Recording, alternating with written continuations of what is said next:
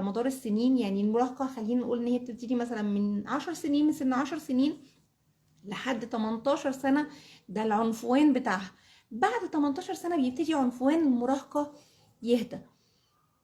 طب هو المراهق بيحس بإيه؟ المراهق بيحس ان هو مش متقبل، بيحس ان هو مش قابل نفسه. ممكن تقف البنت في المراية النهاردة ايه الشكل ده، بكرة الله انا حلوة قوي، بعده لا لا لا انا مش طايقة نفسي. ويمكن لو لاحظنا هنلاقي بنات كتير في فترة المراهقة، وخليني انا بقول بنات بس عشان الحاجات الموضوع ده يعني خاص شوية، يعني خاص بالبنات. ان البنت تيجي مثلا في اول بداية المراهقة، لا انا عايزة البس حجاب، بعد ما تلبسه بشهرين ثلاثة وممكن سنة وسنتين لا انا عايزة اقلعه. دي فترة انا ما بحبسش فيها ابدا انه المراهق ياخد قرار جوهري زي كده. فطبعا لا هينفع معاه بالامر ان احنا نمنعه، ولا هينفع حتى ان احنا نجبره بالامر. فهيحتاج مننا تحايل شوية في الموضوع. طيب، اهرب انا كولي امر، سواء كنت اخت او اخ او ام او اب، من حتة العناد او الاصرار دي ازاي؟ اني اساسا وانس ان انا عندي في البيت مراهق او مراهقة، ممنوع الاوامر المباشرة، في حدود، في قوانين، يعني في قوانين للبيت، في نظام هيلتزم بيه او هتلتزم بيه. ولكن صيغة الامر المباشر مرفوضة تماما، بتعمل فجوة بين الاهل وبين المراهق نفسه. فبيبتدي هو بيتحط اعمل كده، فيروح قايل لا مش عامل، فنبتدي نخش في صدام، صدام وصدام حاد جدا، مش صدام عادي. طب الصح انا عايزاه يعمل، هعمل ايه؟ كل مرحلة في المراهقة وليها اسلوب في التعامل. بداية المراهقة غير منتصف المراهقة غير نهاية المراهقة. بداية المراهقة احنا بنتكلم مع مازال طفل، هو نفسه مش عارف مش فاهم هو انا امتى بقيت بفكر كده. طفل بيحصل له تغيرات فسيولوجية وتغيرات نفسية، وحتى المشاعر فيها تغيرات، الافكار فيها تغيرات، وهو مبقاش عارف انا عايز انزل العب مع اصحابي، لا انا كبرت، انا عايز اروح مع ماما وبابا، عايز اروح مع بابا، لا انا ما ينفعش ابقى مع ماما، انا ما ينفعش ابقى مع اخواتي البنات. ده بالنسبة للولد. البنت لا انا عايزه ابقى مع اصحابي، انا مش عايزه ابقى مع ماما، لا ده انا ما ينفعش العب اللعبه دي، لا طب انا نفسي العبها، طب هو انا ما بلعبهاش ليه؟ ويبتدي التخبط، يبتدي هنا التخبط. لو الاهل ما عندهمش فكره يتعاملوا مع ده ازاي، ويحسسوا المراهق او المراهقه ان هم في مرحله طبيعيه ازاي، هيحصل صدام كبير جدا ما بيننا وما بينهم. ولو ما حصلش صدام هيحصل فجوة، هيبعدوا، هنلاقيهم بيتسرسبوا من بين ايدينا وبيبعدوا. ويا ريتهم بيبعدوا ويروحوا المكان احنا مطمنين فيه، ده هما بيبعدوا، بيروحوا الانترنت، بيروحوا للاصحاب. وما ادراكوا ما الاصحاب، وخصوصا الاصحاب في الزمن ده. طب الحل ايه؟ عشان بنتي او ابني او اختي ما يخبيش عليا او ما تخبيش عليا حاجة، الحل ان احنا نصاحبهم. اسمع بدون نقد. لما تيجي اختي او بنتي تحكي لي، استمع فقط بدون نقد. ولو انا محذراها من الحاجة دي وهي جت تحكي لي ان انا تحذيري طلع صح، سوستة، واقفل السوستة، ما افتحش بقي، انا بسمع، وكأنك قاعدة مع واحدة صاحبتك بتسمعيها. مفيش حاجة اسمها مش انا قلت، شفتي انا كان عندي حق، احسن تستهلي. كل دي كلمات من شأنها انه لما يتكرر الموقف ده تاني مش هتيجي تحكي تاني، بس هتروح تحكي للي هيدلها على حاجات مش صح. طب اعمل ايه؟ يكون ردي ايه؟ هستمع، وبعد ما استمع كويس جدا جدا هقول لها ما تيجي نفكر سوا، اللي حصل ده حصل ليه؟ طب تفتكري نتجنبه المرة الجاية ازاي؟ هو انا عارفة ان انتي زعلانة ان الموقف ده حصل، بس خلينا ندور على الاستفادة اللي ممكن نستفيدها من الموقف ده بحيث انه ما يتكررش تاني، وكمان يبقى عندنا خبرة وفيدباك انه لما يجي يتكرر نقدر نعمل حماية لنفسنا منه. ساعتها بس وفي اللحظة دي هيبتدي المراهق او المراهقة يحسوا ان هما في حد بيدعمهم، مش واقف في وشهم، مش بينتقدهم، مش واقف عايز يديهم قوانين ويثبت لهم انه شفت ازاي، ده انا قلت، ده انا عملت. هم اغنياء عن الرد ده.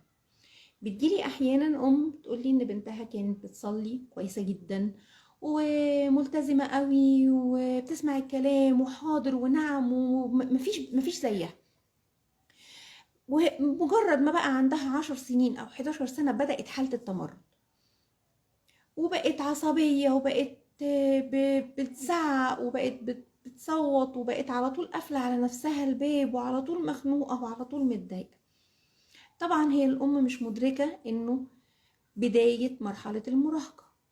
طيب بيحس بإيه المراهق في بداية مرحلة المراهقة؟ بيبتدي يحس إن هو مش قابل نفسه، يقوم يبص في المراية كده سواء ولد أو بنت، إيه المنظر ده؟ إيه الحبوب اللي في وشي دي؟ إيه الشكل ده؟ وبعدين هو انا عايش ليه؟ هو انا بعمل ايه في الحياة؟ طب هو انا لازم اذاكر ليه؟ طب انا لازم اقول حاضر ونعم لماما والبابا وللدنيا دي كلها عشان ايه؟ يعني انا هستفيد ايه؟ كمان مش اكتر من كده، انه بيبتدي يفكر افكار، انا بصلي ليه؟ انا هستفيد ايه لما اصلي؟ حتى لو هو متربي التربية الدينية الصحيحة السليمة بيبتدي يفكر الافكار دي. بيبتدوا الاهل يخافوا. انا الكلمة الوحيدة اللي بقولها للام في التوقيت ده انه لو انتي ربيتي كويس قوي وبنيتي وزرعتي كويس قوي ما تقلقيش، هي مرحلة تمرد على كل ما هو تقليدي، على كل ما هو قوانين للأسرة. طب هيحصل ايه لو انا عديت مرحلة التمرد دي بسلام معاهم بدون صدام؟ هيحصل انه المراهق هيرجع تاني لأصله، للأخلاق وللتربية وللصفات اللي هو اتربى عليها من صغره. طب هيرجع ليه؟ عشان هيكون خلاص كون الفكر بتاعه وعرف انه هو ده الصح، فبيرجع له تاني. امتى المراهق ما بيرجعش للتربية بتاعته السابقة؟ لو التربية بتاعته السابقة كان فيها صدمات طفولة، لو التربية بتاعته السابقة كان فيها عنف وقسوة من الأهل، لو التربية بتاعته السابقة كان فيها إنه مفيش أهل بيسمعوا، الأهل على طول بينتقدوا، الأهل طول الوقت إهانة، طول الوقت تقليل من قيمتهم، هنا بس ما بيرجعش. واللي بيحصل إنه يا إما بينحرف تماما عن الأصل وعن الصح، اما انه بيلجأ لحد والحد ده بيساعده فبيرجع بيبقى كويس، بس طبعا مش احسن حاجة ومش افضل حاجة. وعشان كده انا ببقى شايفة انه الكلام في مرحلة المراهقة مهم جدا مع الاهل مش مع المراهق نفسه. معظم العيادات النفسية منتشر فيها ان اللي رايح هناك مش ناس كبيرة للأسف. انا شفت ده بعيني، شباب فترة المراهقة. خليني اقول لكم احنا بنتكلم من 15 سنة ل 18 سنة ماليين المراكز والعيادات النفسية. انا كنت بستغرب ايه ده، يعني ازاي وليه؟ فطبعا للأسف زي ما بنقول ان معظم اللي موجودين في العيادات النفسية بيبقى الضحية مش الجاني، او مش الشخص اللي عايز يتعالج، ده ضحية الشخص اللي عايز يتعالج. ف رويدا بالراحة على المراهقين. احنا مرهقين من مراهقتهم وهم كمان مرهقين من المراهقة دي. بيحسوا بمعاناة رهيبة، هما بيحاربوا. المراهق ممكن يبقى يصحى الصبح، صباح الخير يا ماما، ازيك، عاملة ايه، بعد شوية سيبيني في حالي يا ماما لو سمحتي، مش عايزة اتكلم مع حد كده. طب ماشي يلا هنخرج، اوكي، هي يلا بينا، مش عارفة ايه، وبعد ساعتين 3 قبل ميعاد الخروج، لا لا لا لا، انا ماليش مزاج، مش عايزة اخرج. دي التغيرات المزاجية. طب نروح للتغيرات الاجتماعية ونشوف بيعمل فيها ايه. بيبقى عنده رغبة قوية في تكوين صداقات كتير جدا، ودايما بيميل ناحية الناس اللي الأهل بيقولوا عليهم لأ. مش عند، هو مش عنده خالص والله يا جماعة، هو ليه لأ؟ طب ما تدوني فرصة أشوفه الوحش وأبعد عنه. طيب دورنا احنا هنا ايه؟ سيبولهم الفرصة طالما الموضوع ما فيهوش خطورة، يعني طالما الأذى هيبقى يعني في حدود المقبول، ما فيهوش خطر زايد، سيبوهم. هتتقرص من صاحبتها دي وهتروح لواحدة تانية وهتتقرص منها والتالتة وتتقرص منها، ولما تيجي تحكيلك مطلوب منك تقولي لها يلا بينا نتعلم من ده، هنعمل ايه المرة الجاية. مفيش، ما انا مش قلتلك، ما هو مش لو كان، ما هو لو كنتي سمعتي كلامي، ما هو اصل احنا ما بنسمعش الكلام غير لما بتحصل الكارثة خالص. الكلام ده مش المفروض يتقال خالص. روشتة صغيرة كده، اتعامل ازاي مع المراهق اللي عندي في البيت. اولا، ممنوع النقد منعا باتا، مفيش نقد نهائي. هستبدل النقد بنصايح لو اتطلبت مني. اوريدي يا جماعة، في ناس ما بتتقبلش ده، بس اوريدي لحد سن 10 سنين احنا خلاص ربينا، مرحلة التربية عدت. من 10 سنين ل 18 سنة دي مرحلة الصداقة، احنا معانا شريك في المنزل، المراهق ده شريك في المنزل، مش طفل احنا بنربيه. سن التربية عدى خلاص.